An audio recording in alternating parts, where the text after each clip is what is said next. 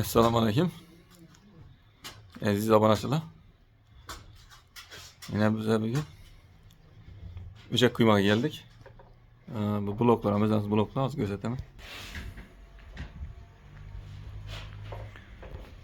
Yine özellikle spetli piyano bloklardan iki etaj salıngan. İkinci etajında manazı. Aynadan pesak aratı vereyim seni.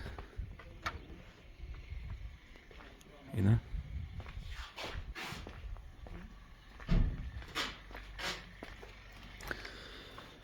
Bir yere üstünü koyduk yine. Koyduk ya falatı.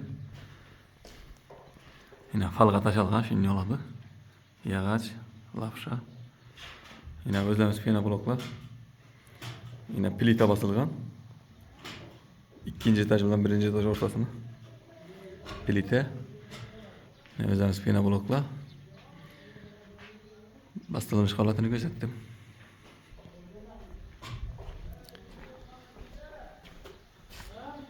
Bir yan tarafdan indi bastıram seni.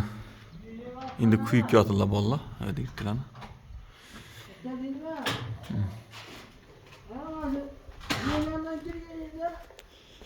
Yine şfalgadan koyuladı. Peyine.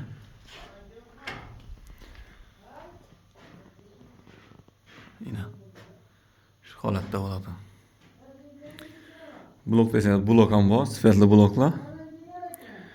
Blok donası 13,5 ming so'm dastavkasi içinde.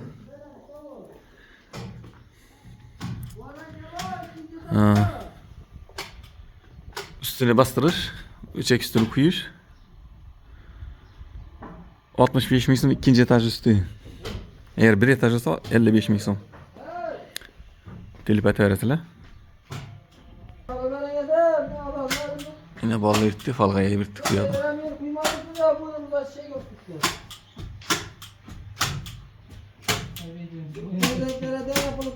Telefon öğretiler nömür koyup koyama.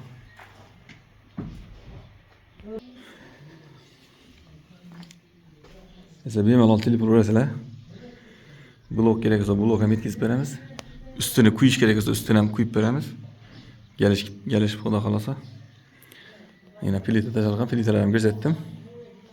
Filtrelerim götüredi. Blokla sifatli. Öte katlı semit koşulgan. Semit fiyana çeyge hümmesi bu içinde. Gipsa blok. Yine de ekranda nömür kaldıramam. Özlemse ederiz Hazaras 4 mahallasında.